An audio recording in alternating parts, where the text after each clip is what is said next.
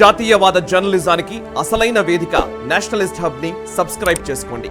Notifications కోసం bell icon పై click చేయండి. C60 బలగాలంటే మావోయిస్టులకు ముచ్చెమటలు పడతాయి. క్రాక్ 60 ఫోర్స్ దిగిందంటే గడ్చిరోలి అడవులన్నీ కాల్పులతో దద్దరిల్లిపోవాల్సిందే. ప్రాణహిత నదిపై కాపు కాసే క్రాక్ కమాండర్స్ గుట్టుగా ఏరుదాటే మావోయిస్టులపై విరుచుకుపడతారు. ప్రస్తుతం కొనసాగుతున్న ఆపరేషన్ కగార్కు ఆధునిక సాంకేతికతను అనుసంధానించాలని కేంద్ర హోంశాఖ కీలక ఆదేశాలు జారీ చేసినట్లు తెలుస్తోంది. మరి ముఖ్యంగా మహారాష్ట్ర, ఛత్తీస్గఢ్, మధ్యప్రదేశ్ల మధ్య ఉండే లోతట్టు అటవీ ప్రాంతాల్లో పెద్ద ఎత్తున C60 బలగాలను మోహరించాలని ప్రణాళికలు రచిస్తోంది. ప్రస్తుతం గడ్చిరోలి జిల్లా డిప్యూటీ ఎస్పీగా పనిచేస్తున్న విశాల్ నాగర్ గోజేకు పూర్తి బాధ్యతలు అప్పగించారు. యుద్ధ విద్యలు ప్రదర్శించి సాహసోపేత దాడుల్లో మావోయిస్టులను మట్టి కరిపించిన వారికి హతమైన తీవ్రవాదులపై ఉన్న రివార్డులను వెనువెంటనే అందించేందుకు కేంద్ర హోంశాఖ కీలక ఆదేశాలు జారీ చేసింది. జూలై 16న గడ్చిరోలి అడవుల్లో జరిగిన ఎదురు కాల్పుల్లో 12 మంది మావోయిస్టులు హతమయ్యారు. వారిపై ఉన్న 86 లక్షల రివార్డును తక్షణమే C60 కమాండోలకు కేంద్రం అందించేలా ఏర్పాట్లు చేసింది. దీంతో గాలింపుల్లో, అణచివేత కార్యకలాపాల్లో పాల్గొనే బలగాలకు ఉత్తేజం కలుగుతుందంటున్నారు నిపుణులు. గడిచిన 2 ఏళ్ల కాలంలో C60 కమాండోలు అత్యధికంగా 2 కోట్ల రివార్డులు అందుకున్నారు. మావోయిస్టులను కట్టడి చేసే చర్యల్లో భాగంగా అన్మాన్డ్ ఏరియల్ వెహికల్తో 200 కిలోమీటర్ల పరిధిలో డేగ కన్ను వేసేందుకు కార్యాచరణ చేపడుతోంది. మావోయిస్టుల కదలికలపై పూర్తి స్థాయిలో నిఘా పెట్టేందుకు దీన్ని వినియోగించనుంది.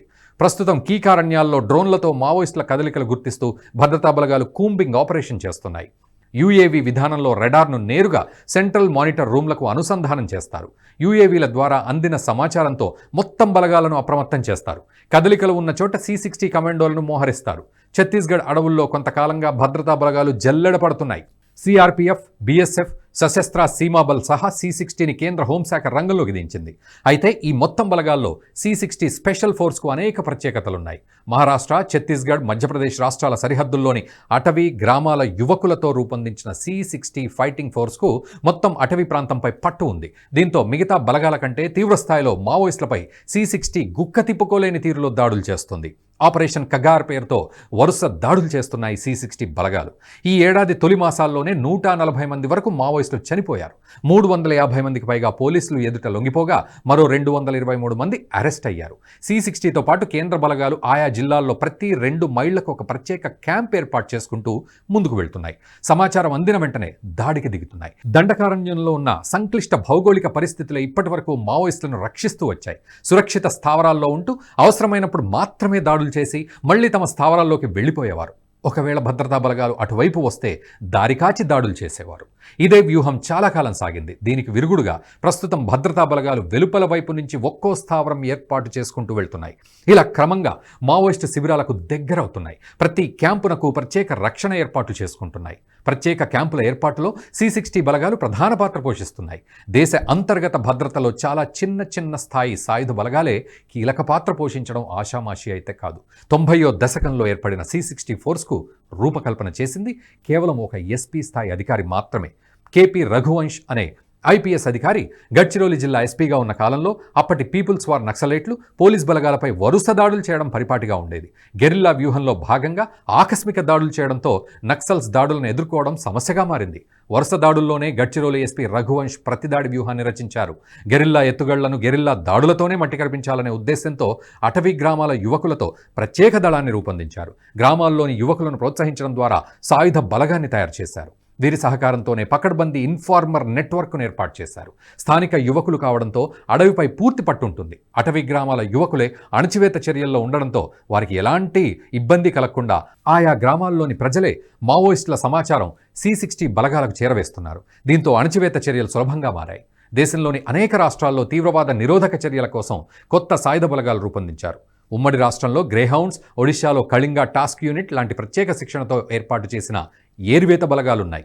అయితే వాటికి తగిన సమాచార వ్యవస్థ లేకపోవడం వల్ల వాటి శక్తి సామర్థ్యాలు వృధా అవుతున్నాయి. సాయుధ బలగాలకు అనుసంధానిస్తూ నిఘా విభాగాన్ని ఏర్పాటు చేస్తే అవి వేగంగా గ్రౌండ్ మీద పై చేయి సాధిస్తాయి. ఉమ్మడి ఏపీలో కొంతమంది నిజాయితీపరులైన యువ ఐపీఎస్ అధికారులు 1989 ఆరంభంలో గ్రేహౌండ్స్ బలగాన్ని ఏర్పాటు చేశారు. నారాయణ్ సింగ్, భాటీ లాంటి యుద్ధనీతి మెళకువలు తెలిసిన వారు గ్రేహౌండ్స్ను మరింత సమర్థవంతంగా తయారు చేశారు. మరి ముఖ్యంగా అటవీ యుద్ధం తాలూకు నైపుణ్యం ఉండాలనే ఉద్దేశంతో గ్రేహౌండ్స్ రూపొందింది. కానీ గ్రేహౌండ్స్ బలగాలకు కూడా ఖచ్చితమైన సమాచారాన్ని అందించే నిఘా విభాగాల సహకారం లేకపోవడం వల్ల వాటి పనితీరు కూడా క్రమంగా మందగించింది. 1990లో ఏర్పడిన C60 మాత్రం గ్రేహౌండ్స్ నుంచి గుణపాఠాలు నేర్చుకుంది. పక్కడ్బందీ ఇన్ఫార్మర్ నెట్వర్క్ను అభివృద్ధి చేసుకుంది. మెరికల్ లాంటి అటవీ గ్రామాల యువకులకు కమాండో శిక్షణ ఇచ్చింది. C60కి సమాంతరంగా పనిచేసేందుకు స్థానికులతో నిఘా నెట్వర్క్ను ఏర్పాటు చేసింది. ఈ ముందు చూపే C60 విజయంలో కీలకంగా మారింది. ఆధునిక సాంకేతికత వచ్చిన తర్వాత C60 బలగాల పనితీరు మరింత వేగం పుంజుకుంది. GPS, డ్రోన్లు, ఫోన్ డంపింగ్ టెక్నాలజీ వచ్చిన తర్వాత మావోయిస్టుల కదలికలు, సమాచారం మాన్యువల్ ఇన్ఫార్మర్ల కన్నా వేగంగా బలగాలకు చేరడం మొదలైంది. దీంతో మావోయిస్టు ఏరివేత చర్యలు ఉధృతమయ్యాయి. మావోయిస్టు పార్టీ మహారాష్ట్ర ఇన్ఛార్జ్, కేంద్ర కమిటీ సభ్యుడు మిలింద్ బాబురావు తేల్ తుంబ్డేను C60 బలగాలు 2021లో GPS సహాయంతో గుర్తించి మట్టుబెట్టాయి. లోక్సభ ఎన్నికలకు ముందు మహారాష్ట్ర, మధ్యప్రదేశ్, ఛత్తీస్గఢ్ రాష్ట్రాల పరిధిలోని అటవీ ప్రాంతంలో మావోయిస్టుల కార్యకలాపాలు పెరిగాయి. ఏప్రిల్, మే నెలల్లో ఎన్నికలుండడంతో మహారాష్ట్ర పోలీస్ శాఖ మావోయిస్టు ప్రభావిత జిల్లాలకు సమర్థవంతమైన అధికారులను కేటాయించింది. విశాల్ నాగర్ గోజేను అహేరీ తహసీల్ డిప్యూటీ ఎస్పీగా నియమించింది. విశాల్ నాగర్ గోజేకు అహేరీ అటవీ ప్రాంతంపై పూర్తి పట్టు ఉంది. ప్రాణహిత నదిపై తీవ్రవాదుల కదలిక గురించి తెలుసు. స్థానిక పరిస్థితులు తెలియడంతో పాటు భాష, భౌగోళిక పరిచయం ఉన్న వారిని ఎస్పీ, డిప్యూటీ ఎస్పీలుగా నియమించింది. గడ్చిరోలి జిల్లాలోని అహేరీ తహసీల్లోనే ఎక్కువగా మావోయిస్టుల కదలికలుంటాయి.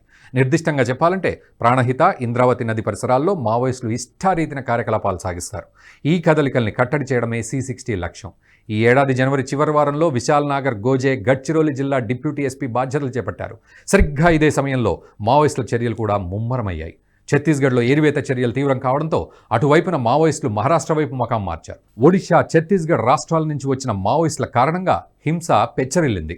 దీంతో తీవ్రవాదులను కట్టడి చేసే బాధ్యత గడ్చిరోలి పోలీసులపై పడింది. ఒకేసారి ఎన్నికలు రావడం, వేసవిలో మావోయిస్టుల TCOC క్యాంపెయిన్ మొదలు కావడంతో C60 బలగాలకు కంటి మీద కునుకు లేకుండా పోయింది. విశాల్ నాగర్ గోజే దీన్ని సవాల్గా తీసుకున్నారు. స్థానికంగా పనిచేసే ఇన్ఫార్మర్ వ్యవస్థను మరింత యాక్టివ్ చేశారు. ఎప్పటికప్పుడు సమాచారం చేరవేసే విధంగా టెక్నాలజీని అందించారు. టార్గెట్ స్పాట్కు చేరుకునే ఇతర మార్గాలు ముందే సూచించాలని కూడా ఆదేశించారు. ఇన్ఫార్మర్ వ్యవస్థను నిరంతరం మానిటర్ చేసే విధంగా C60కి సహాయకారిగా ఉండే నిఘా బృందాలకు కొత్త ఆదేశాలు జారీ చేశారు. అటు ఛత్తీస్గఢ్ పోలీసులతో సమన్వయం చేసుకున్నారు. అటువైపు నుంచి CRPF పోలీసులు కార్డన్ చేస్తుంటే వారంతా సహజంగానే ఇటువైపున ఉన్న మహారాష్ట్ర, మధ్యప్రదేశ్ల వైపు రావడం సహజం. మరి ముఖ్యంగా అహేరీ ప్రాంతంలో మావోయిస్టుల ప్రాబల్యం ఈనాటిది కాదు. దీంతో తమకు షెల్టర్ జోన్ను ఆశ్రయించడం తప్పనిసరి అవుతుంది. దీన్నే అదునుగా చేసుకున్న C60 బలగాలు విశాల్ గోజే నేతృత్వంలో చుట్టివేత వ్యూహాన్ని పకడ్బందీగా అమలు చేశారు. ఈ వ్యూహం ఫలించడంతో అటు ఛత్తీస్గఢ్లో డజన్ల సంఖ్యలో మావోయిస్టులు హతమయ్యారు. మరోవైపు మహారాష్ట్రలోని గడ్చిరోలిలో సైతం కరుడుగట్టిన మావోయిస్టు నేతలు ఎదురుకాల్పుల్లో చనిపోయారు.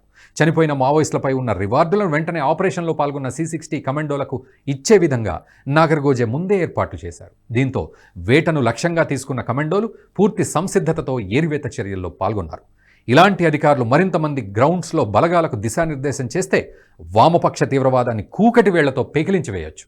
ఈ వీడియో మీకు నచ్చినట్టయితే లైక్ చేయండి, 10 మందికి షేర్ చేయండి. అలాగే కామెంట్ల రూపంలో మీ అభిప్రాయాలను మాతో పంచుకోండి. Nationalist hub group of channels ను సబ్స్క్రైబ్ చేసుకుని తెలుగునాట జాతీయవాద జర్నలిజాన్ని ప్రోత్సహించండి. ఈ వీడియో కింద ఉన్న బెల్ ఐకాన్ పై క్లిక్ చేయడం మర్చిపోవద్దు.